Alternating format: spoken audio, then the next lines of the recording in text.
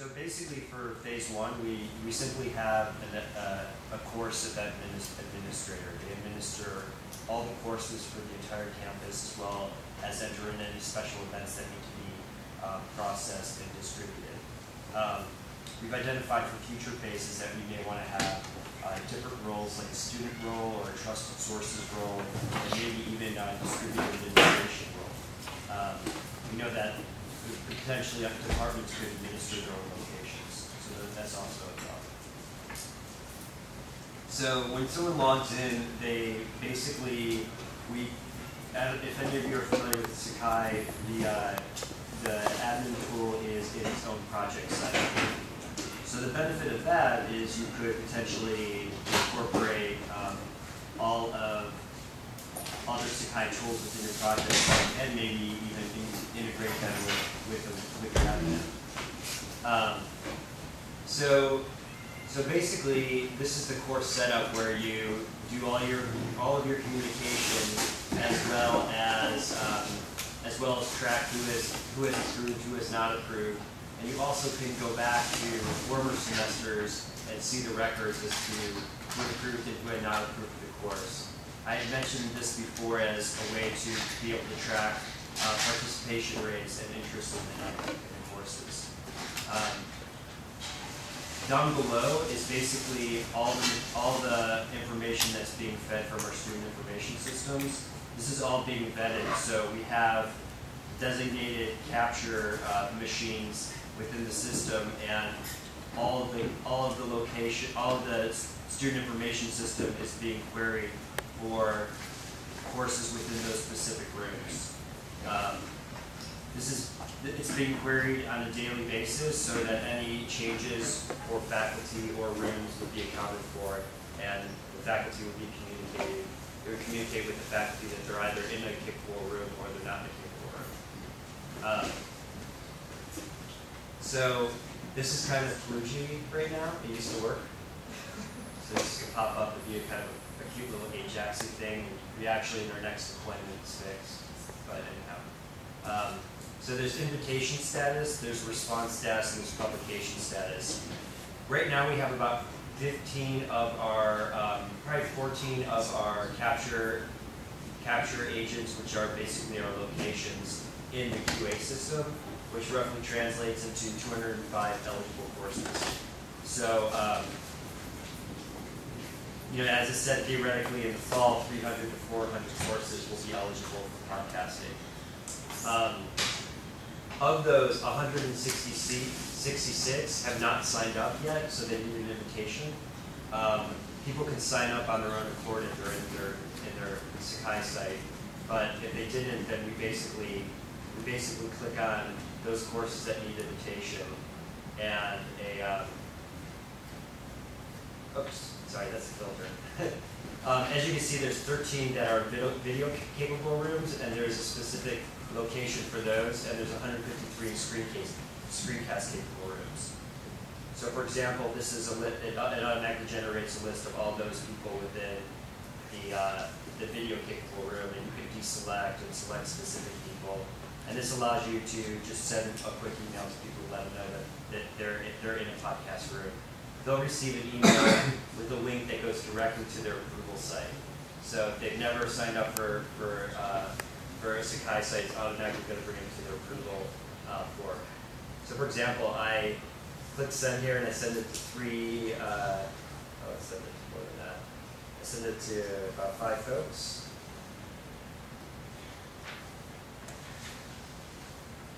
And right now we have caching completely off, so it's not optimized completely. It's going to be a bit faster after, and so it just changes its number. It basically says now you have 12 courses you need to invite. There's 153 courses in screencast capable rooms. It's the same thing. You click on the numbers, and it basically filters down to those specific courses within the list, or at least it should. Oh, is it? Okay. So right now it's only showing the screencast capable rooms, and you can sort and whatnot, and do finds. The benefit also is that you can do an export. So if you want to share this information out, you can share it from an Excel spreadsheet. There's also an iCal feed, a public iCal feed, so if someone wants to subscribe to the schedule of courses that are being podcast, they can do that as well. So they can go and use their Google Calendar or whatnot. So the idea is that those that need invitation is 0 by the end of by the beginning of the semester, because everyone actually receives communication. So as of right now, 7 people responded. 6 said yes. So I click on all the yeses, and I can see, oh, you know, Joe Smith said yes. I really like him. I should follow up with him and see what he's doing, or if he can provide a syllabus. And note that some of these rooms are video rooms, so we just need to make sure we click pay so that we're not capturing the course if they didn't actually pay for it. Also, here is an opportunity to provide notes in case you're like, this professor needs a lot of coddling, or you know what I mean. Richard's a very customer-focused individual, and he likes to have notes about each professor and be able to say, oh, well, I actually need to follow up with this guy next time, and this is just a nice way to do that. So if I unclick pay, then basically I'm not going to be able to capture that course. Note that you could say no as a professor. You could say that you're undecided. Or there's mixed responses. So let's say there's 2 professors that are in the same lecture, and one person says yes and one person says no. Or one person says yes and the other person didn't respond. Well, now we know, now we can contact those people and say, hey, this guy said yes, you said no, do you want to do it? Because there's a lot of multi-instructor courses, and it just gets, in terms of administration, it's very difficult to track that and to follow up with that. Interestingly enough, too, for multiple instructors, when the first one goes to the approval form and says yes and chooses the capture type they want, so let's say they're in a video room and it's video, screencast, or audio that's available, and they choose screencast, then all the subsequent instructors that are associated with that class will be narrowed down to that choice. Because we'd rather not have to split apart. So one person wants video, one person wants screencast. That's something that we could certainly improve in the application, but we're just not going to do that phase 1. There's 2 that were invited but no responses. I think there's going to be probably hundreds of these once we actually roll out this app, because people just simply don't read their email. But you can click send reminder and just send an email saying, hey, we exist. It's just a follow-up. And a lot of that is tracking the process that Richard has followed for years. So there is some stuff that's changing in terms of the approval form being in B space and things like that. But kind of basic methodology, we didn't want to change that. It's working. We are now having great customer service and response, and really being in touch with the instructors. And there's a whole automated email messaging happening in the background, so he doesn't ever have to worry that something's changing in the student information system. It just sends emails if people move out of rooms. So publication status, hopefully by the beginning of the semester, all 205 are ready to publish. More likely it's a smaller number because not everybody participates. As you can see, one person didn't pay, so I go down there and I click in and just simply zeroes out. There's 6 that are ready to publish now, and that's pretty much it. About a week before the semester starts, it automatically we have webcast.berkeley.edu, which is our local distribution channel, which some of you may have visited before. So at the beginning of the semester, it'll provide this list of courses. A lot of our students and public basically hound us about which courses are going to be podcasts. So it's really important that we generate this list and show people. We get as much slack from the public as we get from our students, if not more, which is an interesting side effect of being a very open program. And in terms of iTunes U and YouTube, it'll basically publish to those sites after the first lecture is captured.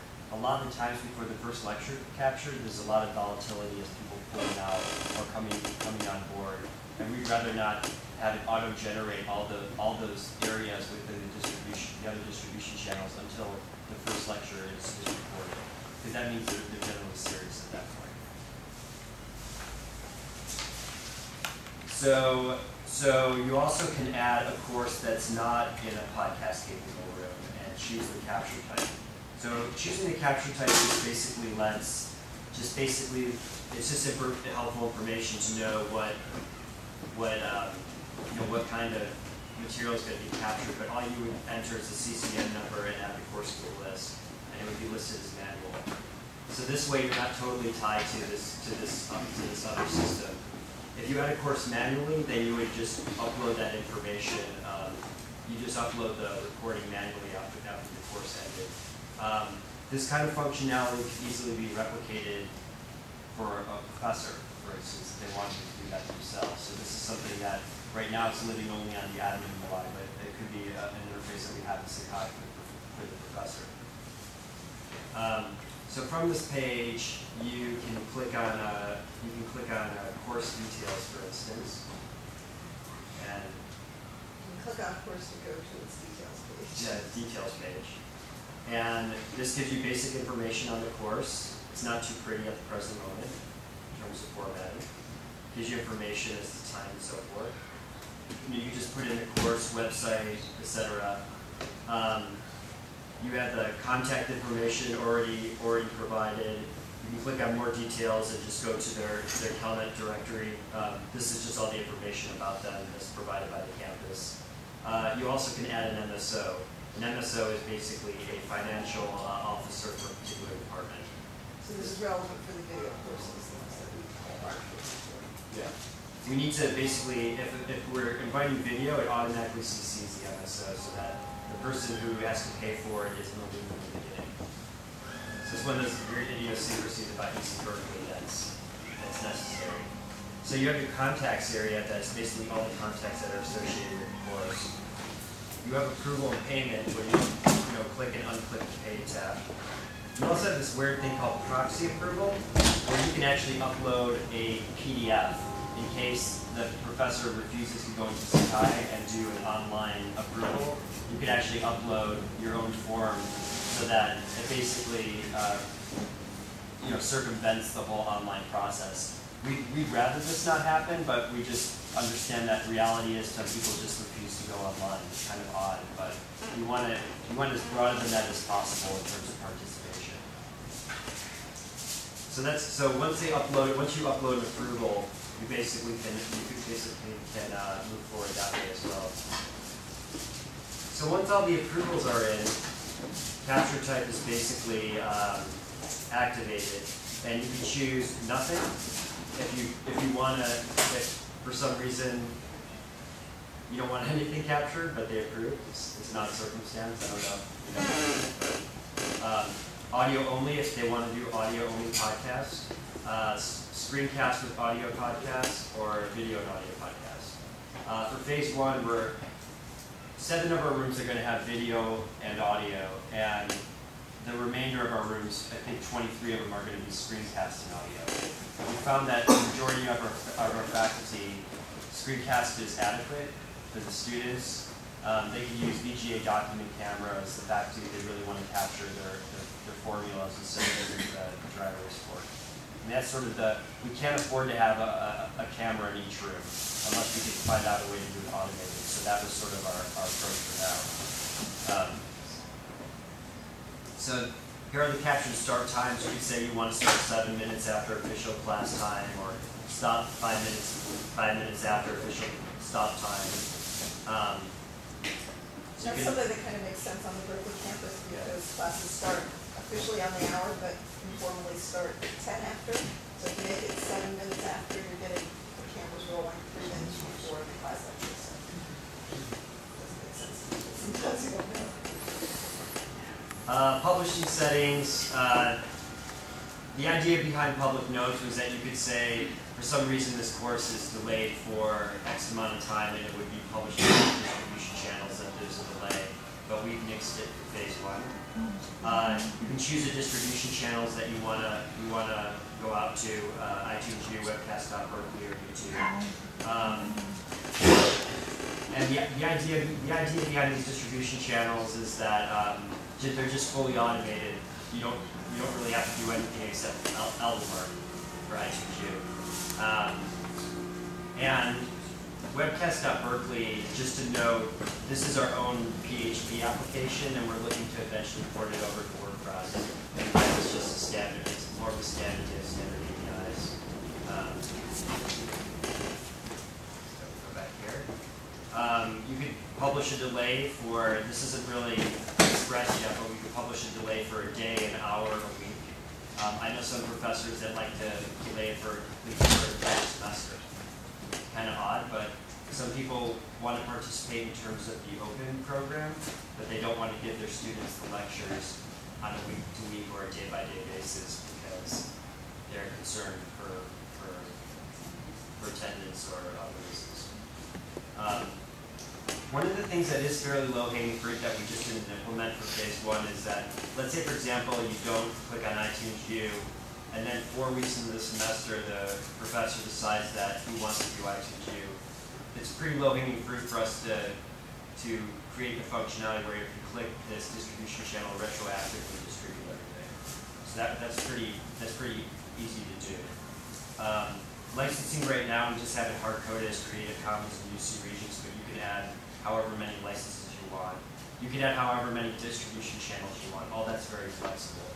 I mean, some of the stuff is really, really flexible and really friendly for configuration, and some of the stuff is very Berkeley idiosyncratic. And then we have the lecture details area.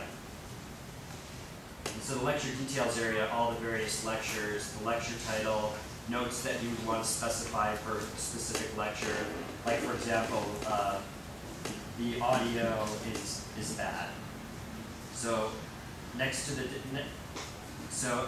on the distribution channel, there's going to be a little message next to the title that gives the user some heads up as to what's wrong with the media. We find that saves a lot of time in terms of support. Whenever the media is not adequate, we get people hounding our support folks, and it's just better to give people upfront information as to what state the media is in. Obviously, in an ideal world, the media would never go bad. The other kinds of things that might go in there occasionally or happen in the past is like a professor saying, I made a mistake when I said blah, blah, blah. Yeah. This is what I really meant to say. Down the road, it'd be nice if the instructor could do that himself. Phase 1, at least the administrators can do that. Yeah, the idea would be like lecture titles and notes would be something that would potentially be in the syllabus school, and not something that we would handle in the future. And interestingly enough, professors will get email from people from all over the world saying that they got something wrong. People really love to listen to the lecture probably for the sake of just doing that. So that's sometimes will drive that reason. We have right here guest lecturer where you can actually add also. You can also upload a PDF for a speaker release form for a guest lecturer. We want this to be an online form as well, but we need to ensure that all speakers have signed release forms. And that would likely be enforced in the future, that if you don't have a release form, then you can't publish the class. Available actions, you can change the time and location of any lecture. You can contact the instructor, you can preview the media and trim it, and you can download the archive. This isn't completely working right now, but it will. It works in the next version. But the idea is that you can just, basically scrub it, obviously, for any copyright infringement. It's just progressive download. You can set your trim time, set your other trim time, and then you just publish it. The publish button's below, but it's doing funky things right now. So that's our editing tool. So that preview media functionality would only occur if it actually was captured and there's media to be previewed. And that's pretty much it. There also, if you notice, there's this little status indication. This will tell you whether the lecture is upcoming, in process, or if it's actually been published or canceled, so that you have an idea as to what happened to it. We also have the dashboard, which is sort of command central. Right now, as you can see here, we have courses actually being captured. Encoding for review, for example, English 45A. it actually encoded a file for review, and it's ready for review. This is kind of funky. It should just say ready for review. But the idea is that it tells you exactly where it is in the process. So, for example, with English 45A, if you had it published to webcast.berkeley, to YouTube, and to iTunes U, after it does its capture and preview and you publish it, it basically branches off into 3 different types of jobs, and it follows the statuses of each of those jobs. So there would be an encode for YouTube, an encode for iTunes U, potentially if you need to do that. They could share files as well, or one for webcast.berkeley, and they just go on their thread, and one could fail, one could succeed, and you just know exactly what happened. In the future, we'd like for the application, and it would be fairly straightforward to do, to be able to recover from those situations, or at least kill them, and then just start afresh. But and also, what's happening is we're constantly checking all of the machines to see whether they're online or offline, and we'll get email messages if the machine goes offline, and get an email message as soon as it goes offline again. So we're constantly getting feedback as well. In the future, it's probably very low hanging. We have a Nicecast, which is the audio streaming server on each of our Mac Mini machines, and it would be fairly low hanging fruit to just embed the audio stream in each of the lectures so that you can just listen to it in real time. And also, Podcast Producer offers a snapshot of the lecture, however many seconds that you want it to. So we can incorporate that in this dashboard as well, so that you have at least a visual and an audio to know that real time something's there. And events are a different beast. Events are one-off events, like Jimmy Carter comes to campus and we need to capture it. We basically just enter an event for that, and it will publish the specific event area within our distribution channels. So I just put down that event, Jimmy Carter. I choose the date, time, and whatnot. There's different groups that you can associate with it. So, for example, it could be the history of science group, and it's just a way to.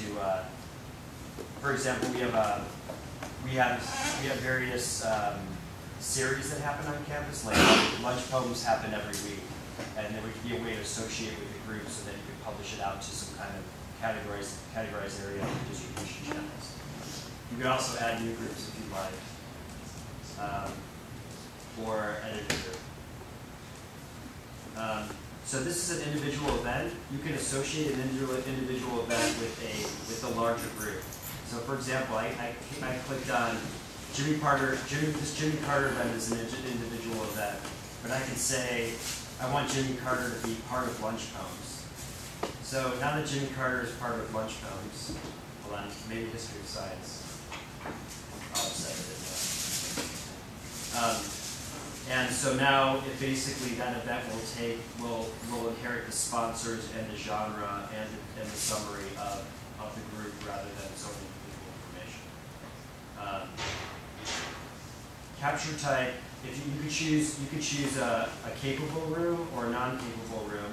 If you choose a capable room for an event, you have the choice of doing an automated capture, or you can just simply turn it off and do it manually, and then just submit the file after the event is finished. So you have a choice to do either one. Same here, you can adjust the capture and start times.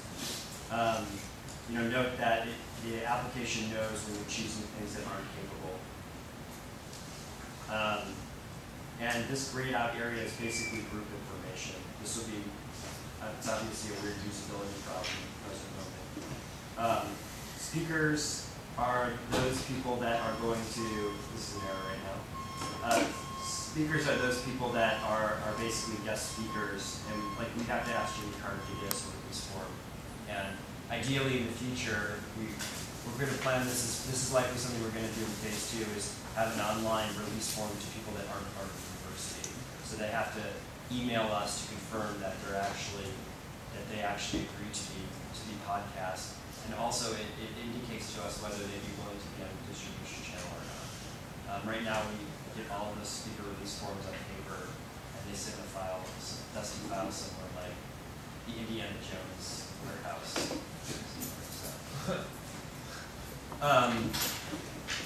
And also all of this metadata that's surrounding this event, we want to have a client-facing interface so that they can just enter this all in themselves, so that we have to deal with any of it. And so each client we have will have their own interface, be able to enter this information, and hopefully have a history of all the former jobs that they've had with us. For the interfaces.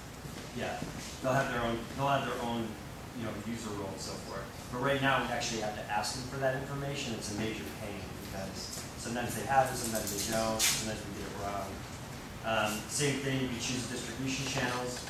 We can also choose live broadcasting. We have a set of live streams that you can choose from. So someone goes out in the field and says, you say to the guy out in the field, you're on channel 2. And they basically click on the channel 2 icon, and that's it. And they plug the camera into it, and it's automatically streaming on site. We only do that for events. We've actually chosen not to continue live streaming for courses currently, but we may go back to that. We're kind of contemplating whether it's worth it. There's interesting tools out there like Yahoo Live, which we might consider incorporating so that the onus of streaming is on the professor, and they could potentially just provide us with a link to the live site. So these are just things that we're considering, but we're not entirely sure.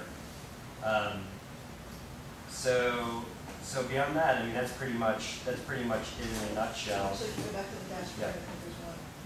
The one other important thing about the dashboard is it's not read-only. You can access on the right-hand side the actions that are accessible. So it's missing now, but on the one that says ready for review, there should be an action there, review it, and that's when the user will bring up that review pane where they can, skim through it, looking for copyright and mark the trim time. So they don't have to go into the course in order to do that review and push it along its way. And then there'll be other actions available there. They're a little cryptic now, but we submit source. There's a problem with it. Cancel the lecture. That needs to be done. So it's kind of really the central location. And we're hoping that once the semester starts and things are in place, that the user doesn't have to keep going out to odd places to fix things and just manage the process. And this may come up slowly, but we have also this debugging dashboard, which is just a utility we use, and it really does benchmark things really well. Because what we're doing is basically executing and telling the podcast producer to do specific things, and we are tracking the latency between our application and podcast producer, as well as all the various jobs that it's supposed to do and how long they take. So it's really neat that we can just benchmark every single step of the workflow and know exactly how long it takes. So for example, we could theoretically throw an FFmpeg tag into there and have really detailed understanding of the type of differences. So it's just neat for development. It's coming out really slow right now because it's really nice to be a development tool running on local hosts. So that's it for now. We're going to have branding. Ideally, in the future, you can actually submit the branding stuff yourself, but right now we're just placing it in folders manually. But it's going to all be branded with a UC Berkeley logo and an intro and outro. We're also looking to do audio intro and outro as well with text-to-speech. That's one of the cool things about Podcast Producer is that's really easy to do. And all that stuff's generated by dynamic metadata. We're not entering in anything besides the special events that you saw. That stuff's being entered in manually right now because these are one-off events. Can you talk a bit about as far as integration into Sakai and the roles of some of your data sources? Data sources are primarily from student information systems. We are connected to the LDAP server via Sakai's user directory services. Okay. And we are using the course management API to gather all the course information. So where is it actually stored that a room is podcast capable? It is stored currently in our database, and we don't have a UI for it right now, so that would have to be done manually. Okay. And so there's a lot of stuff that is really ripe for an admin UI, but in terms of phase 1, it's just we don't have the time. But it's there. It's just simply having the interface to change the data or add to it. The schema is probably richer in some respects than the database. The object model. Yeah. Yeah. I can relate to that. Yeah. What do, as far as, I guess, another feature, I mean, what do the students see, you know, since it's, they obviously have a workspace for that particular course? Are they gonna, shaking No. head? Well, for phase one, there's no, you know, the students are gonna have webcast per year, students are YouTube. Okay, so it's really just. Plan down the line is that in certain cases that would be accessible and integrated with course content in the course site. Okay. That would be fairly easy to do, just because we have an RSS. Or you could consume it via RSS, and then it would just be available as a cloud. It depends on how deep you integrate it with the site. And that's really kind of what we have to think strategically from our end, because we don't want too many places where students go to find the content. We want to at least have one place they can go and then get to know that there's someplace else, but at least, you know, expose that. But also, We kind of started to work with this kind of a gateway drug as well, because a lot of students don't have site. I mean, a lot of professors don't set up Sakai sites for their courses. Yeah. A lot do and a lot don't. I mean, but those that don't, if they wanted to sign up for webcast, we could have it sort of potentially automatically generates a site, okay. so that they may or may not use it.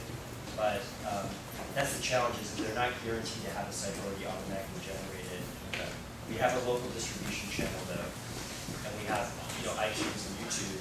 So we're giving them choices. We find that most people don't want their media locked. We have a choice. We can do this because it's open, so we can publish in many different places. But we're really giving the students an ability to consume it in many different ways, and they can just choose whichever way they want. In terms of Sakai, when it is going to be in Sakai, there probably would be tools that add value to it, and hopefully, you know, rich interaction with that content. But you have to sell them, you know, to go to a specific place. We're hoping that, you know, through Opencast we can build a strong enough infrastructure, but also collaborate on tools together, so that the infrastructure is bending to the needs of people generating interesting tools. It's all about learning when it comes down to it, as cool as the infrastructure is. So.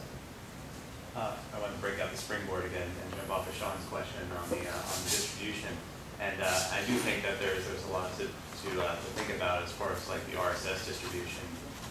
In this case, when you're publishing to webcast.berkeley, you can get a feed from there, right? Like you can get an RSS feed from that location. Yeah, you need an RSS feed, and if it's captioned, you can get a captioned RSS feed as well. So we're going to be doing captioning, but I wouldn't say it's automated by any sense of the word. We do. We talked closely with Kevin earlier. I'm sure some people in this room know who he is. He provides really good captioning and syncing services for higher ed, and he's very much interested if this project were to take off to collaborate in some way. Do you know if, or is it on your roadmap to even extend RSS features further, like direct emails to students or instructors with feeds, or this way, so there's no hop stuff in between? There'd be really low-hanging fruit to just email, and it's just you know, saying that's one other thing that we need to do within the workflow. It's not. We have a huge parking lot of all these little cool things, and so we're going to sit down and say, you know, which of these is the highest priority for phase 2. And in terms of roadmaps for Opencast, that I would hope would be determined by the community. You know, that's, you know, no roadmap for Opencast yet. We're hoping that people can define that. Is that up on the board? The requirements board? The The RSS? feed? Oh, we put it up there. A roadmap for Opencast? Oh, yeah. I mean, I know what I'd like to do for Opencast if everyone else didn't mind. And so the nice thing, and I think I've touched on this before, is that we're generating these iCal feeds, and we have this Ruby broker sort of consuming this stuff and sending it out to podcast producer. We can likely, if we talk to Tobias and said these are the various points that we're going to standardize, I can see it easily talking to replay. And that's really the beauty comes in, is that now we're not completely wedded to podcast producer, and we could potentially use both worlds. We could use maybe the indexer on his stuff, because his stuff's very componentized. And we can use aspects of, we could have a little extra to use specific things that Apple does very well. So I like that the idea of flexibility, and not really tie ourselves to the one technology.